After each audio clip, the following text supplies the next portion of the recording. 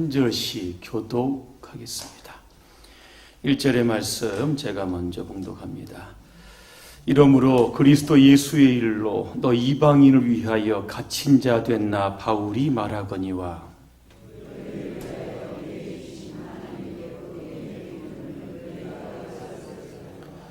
곧 계시로 내게 비밀을 알게 하신 것은 내가 먼저 간단히 기록함과 같으니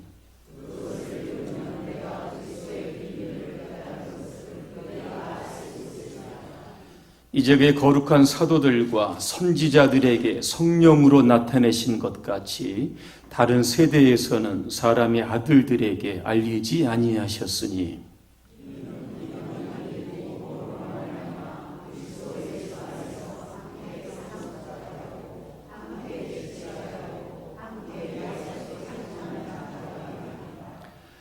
이 복음을 위하여 그의 능력이 역사하시는 대로 내게 주신 하나님의 은혜의 선물을 따라 내가 일꾼이 되었노라.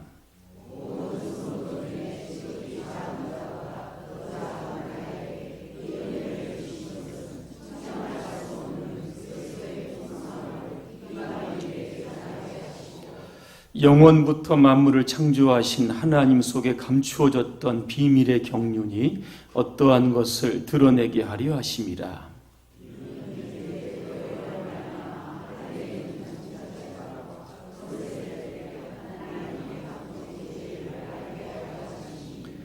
곧 영원부터 우리 주 그리스도 예수 안에서 예정하신 뜻대로 하신 것이라.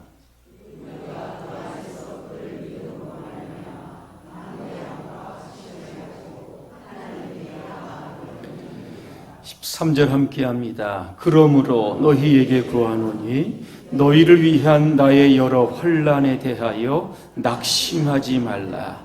이는 너희의 영광이니라. 아멘. 은혜의 경륜이라고 하는 주제로 말씀을 드리겠습니다. 이 경륜이라고 하는 단어는 헬라어로 오이코노마이라고 부릅니다. 오이코스라고 하는 집과 노메오라고 하는 관리하다, 이 두 단어가 결합된 것이 바로 이 경륜이라고 하는 단어입니다. 그래서 일반적으로 경륜이라고 하는 것은 집을 관리하고 다스리는 청지기 직분을 의미합니다. 근데 이게 신학적으로는 이런 의미가 있습니다. 하나님의 거룩하신 뜻과 계획, 즉 세상 만물의 운행과 질서, 인간의 구원의 계획 등 하나님의 거룩한 섭리를 의미한다. 그렇게 정의되어 있습니다. 바울은 이 경륜이라고 하는 단어를 자기 자신에게 지금 적용시키고 있습니다. 그래서 오늘 2절에 보니까 내게 주신 하나님의 그 경륜, 은혜의 경륜이라고 했습니다. 바울의 출생과 성장과 유대교회의 열성문자로서의 활동했던 그 시간들과 다메섹에서 예수님을 만난 이후에 지금 로마의 감옥에 있는 이 모든 상황들을 통틀어서 바울은 내게 주신 하나님의 경륜이다. 그렇게 고백하고 있습니다. 질문하겠습니다. 지금 여러분의 삶과 상황이 하나님의 경륜 가운데 있으심을 믿으십니까? 자, 만약에 그렇다면 또 한 가지 질문 드리겠습니다. 지금 여러분의 삶에 만족하십니까? 행복하십니까? 불행하십니까? 그저 그렇습니까? 키에르케고는 이런 이야기를 합니다. 어떤 사람이든 자기가 이 세상에 태어난 그 의미를 알고 또한 자기가 할 수 있는 일과 해야만 할 일이 일치될 수만 있다면 그는 행복한 사람이다. 그렇게 이야기를 합니다. 새가족들과 교육을 하다 보면 그 교육 과정 중에 내가 어떤 존재인지 아시나요? 라고 하는 그런 주제가 있습니다. 이 과에서는 새가족들에게 이런 질문을 던집니다. 나는 누구인가? 나는 왜 이 땅에 살아가고 있는가? 왜 때때로 나의 마음 가운데 허무한 마음이 드는가? 여러분, 이 세 가지 질문에 정확하게 대답하실 수 있으십니까? 창세기 2장 7절에 보니까 이런 말씀이 있습니다. 여호와 하나님이 흙으로 사람을 지으시고 생기를 그 코에 불어넣으시니 사람이 생명이 된지라 그랬습니다. 사람은 흙입니다. 그러나 흙 속에 생기, 하나님의 호흡이 주입되었습니다. 그때 흙은 사람이 되었습니다. 흙이라고 하는 단어를 보니까 아파르라고 되어 있습니다. 먼지, 재, 티끌, 경작이 불가능한 땅, 허무한 존재, 이런 것들을 상징하고 있습니다. 우리는 하나님과 살게 되도록 지으심을 받은 존재들입니다. 그래서 우리의 매일의 삶이 하나님의 경륜 가운데 살아가고 있음을 고백해야 되는 겁니다. 그런데 하나님의 섭리의 울타리를 벗어나게 되면 우리의 삶이 허무해지는 겁니다. 요즘 새벽에 전도서 강의하고 있습니다. 이 전도서의 지은이는 솔로몬입니다. 솔로몬은 노년에 전도서를 짓는데 전도서 1장 2절에 보니까 이런 말씀이 있습니다. 헛되고 헛되며 헛되고 헛되니 모든 것이 헛되도다 그랬습니다. 헛되도다, 이것을 원어에 보니까 헤벨이라고 되어 있는데 수증기, 연기라고 하는 뜻을 담고 있습니다. 해 아래 있는 모든 것들은 다 연기와 같다는 겁니다. 연기는 실체가 없습니다. 여러분, 연기 한번 손으로 잡아보신 분 계십니까? 쉽게 사라집니다. 솔로몬도 왕년에 연기, 수증기 이런 거 잡아보려고 대단히 애를 썼던 사람입니다. 그런데 노년에 와서 보니까 참 헛된 일이었다, 그렇게 고백합니다. 그러면서 솔로몬은 해 아래에서 헤벨, 허무한 연기나 수증기를 손으로 잡으려고 하는 그런 어리석고 허무한 일을 버리고 해 위에 있는 하나님을 붙잡고 살 것을 우리 가운데 강조하고 있는 겁니다. 그래서 솔로몬은 전도서 12장 13절에 이렇게 고백합니다. 일의 결국을 다 들었으니 하나님을 경외하고 그의 명령을 지킬지어다. 이것이 모든 사람의 본분이로다, 그렇게 이야기를 합니다. 그래서 우리는 하나님께 물어야 하는 겁니다. 하나님, 무엇 때문에 나를 이 땅에 보내셨습니까? 지금 우리 봉산교회에 나오게 하신 그 이유가 무엇이고 나를 통하여 하나님은 어떠한 영광을 받으시기를 원하십니까? 계속적으로 우리는 하나님께 물어야 되는 겁니다. 지난 10월 5일자 국민일보에 보니까 필리핀에서 구금되었다가 126일 만에 보석으로 석방된 우리 교단 선교사인 백영모 선교사님의 이야기가 나왔습니다. 불법 무기 소지 혐의로 체포됩니다. 126일 동안 수감 생활을 했습니다. 이 백영모 선교사님은 안티폴로 지역에 있는 리잘 주립교도소에서 구금되고 있을 당시에 수감자들을 모아놓고 성경과 한글을 가르쳤고 수시로 기도회를 인도했다고 합니다. 그래서 그들에게 한국을 알리고 복음을 전하고 또 기도를 통해서 모든 그 수감자들의 마음을 변화시키는 이러한 일들을 감당했다고 합니다. 백영모 선교사는 재판 연기가 잦은 필리핀에서 4개월 만에 보석으로 석방된 것은 하나님의 은혜였다, 그렇게 고백합니다. 왜 무고한 자신을 126일 동안 감옥에 넣어두었을까? 불편하고 힘들고 폐렴과 여러 가지 피부병으로 고생을 많이 했지만 그 가운데서 자신을 감옥으로 보내신 이유가 바로 죄인들과 함께하며 그들에게 복음을 전하기 위한 하나님의 섭리였다. 그는 그렇게 고백하고 있습니다. 지금까지 살아오시는 동안 아마 많은 일들을 경험했을 겁니다. 형통했을 때도 있고 불통했을 때도 있을 겁니다. 건강할 때도 있을 거고 아플 때도 아마 있으셨을 겁니다. 때론 내가 원하는 쪽으로 문이 열릴 때도 있었고 그렇지 않을 때도 있었습니다. 그러나 이 모든 것들은 우연히 일어난 것이 아니라 바로 하나님의 경륜, 섭리 가운데 여러분 가운데 이루어진 일임을 우리는 기억해야 합니다. 바울이 빌립보 감옥에 갇힙니다. 온몸이 피투성이가 된 채 한밤중에 그는 찬송을 부릅니다. 바울과 실라가 한밤중에 왜 찬송을 불렀을까? 숨쉬기도 힘들 텐데 저는 바울이 한번 입장이 되어서 한번 생각해 보았습니다.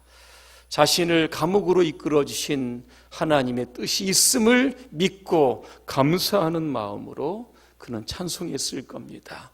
실수가 없으신 하나님, 이 감옥 속에서 내가 무엇을 하기를 원하십니까? 하나님의 경륜 가운데 한 부분이라고 하면 이것을 통해서 하나님이 큰 뜻을 이루시기를 소망합니다. 아마 이런 마음으로 찬송을 불렀을 겁니다. 우리가 잘 아는 것처럼 빌립보 감옥에서 죄인들에게 복음을 전하고 간수와 그의 가족들을 구하는 하나님의 뜻이 실현이 된 겁니다. 기륵 브루네라고 하는 목사님 복음을 전하다가 섬에 있는 감옥에 수감이 됩니다. 한 분이 면회를 옵니다. 그러면서 물어봅니다. 목사님 힘드시지 않으십니까? 이렇게 물어보니까 그 목사님 이렇게 대답을 합니다. 나의 쇠고랑은 나를 두렵게 하지 않습니다. 나를 얽어맨 이 쇠고랑의 철거닥거리는 소리는 나의 귀에 찬송 소리입니다.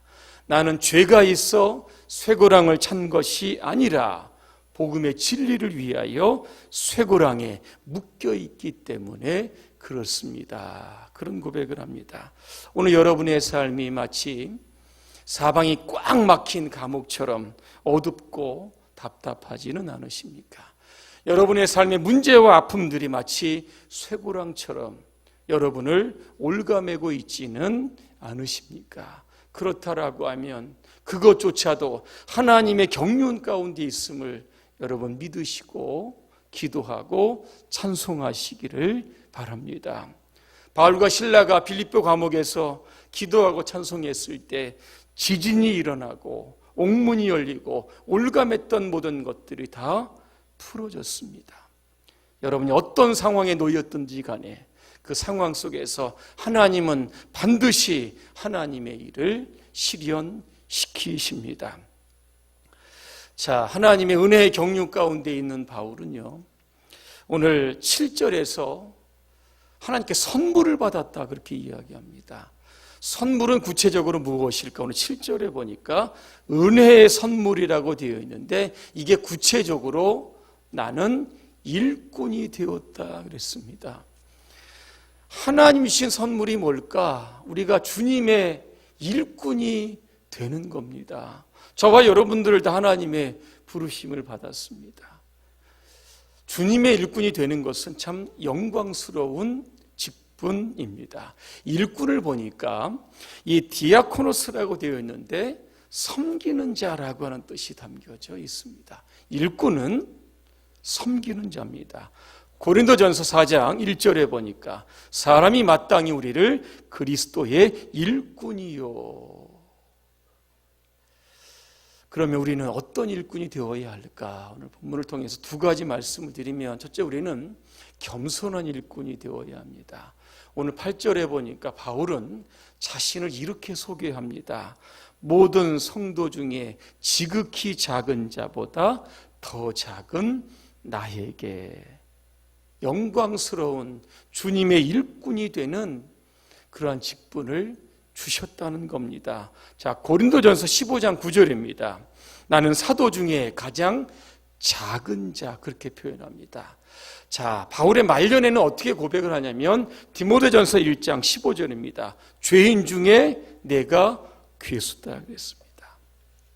바울은 항상 주님 앞에 섰을 때 자신의 죄인의 모습을 보고 가장 작은 자라고 하는 이런 겸손한 의식을 가지고 주님의 일에 헌신을 했던 겁니다. 요즘 들판에 여러분 알곡이 익어가고 있습니다. 알곡이 영그러지면 그 알곡은 고개를 숙이게 되어 있습니다. 오늘 주님의 일꾼으로 부르신 저와 여러분의 삶에도 오늘 바울처럼 이러한 고백을 했으면 좋겠습니다. 나는 봉산의 모든 성도 중에서 가장 작은 자입니다. 모든 사람을 주님을 섬기듯 섬기겠습니다. 이러한 겸손한 고백으로 주님의 일꾼이 되시기를 바랍니다. 또 하나는 주님의 일꾼은 사명감으로 불타야 합니다. 13절에 보니까 환난이라고 하는 단어가 나옵니다. 여러분, 바울이 어떤 환난을 당했을까?